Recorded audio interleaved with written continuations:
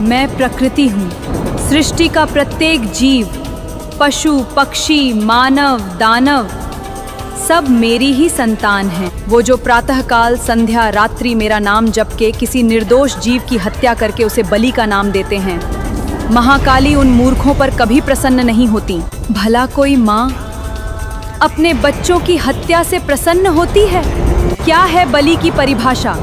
क्या है बलि का वास्तविक अर्थ? किसी निर्दोष जीव की हत्या करना बलि नहीं, अपने अंदर के बुरे विकारों का बलिदान करना ही वास्तविक बलि है। मोह, मिथ्या, माया, क्रोध, लोभ, छल, कपट, ईर्ष्या और अपने भीतर छुपी नकारात्मकता को भस्म कर मेरे पास आओ और कहो, हे माता, मेरे कर्मों की बलि स्वीकार।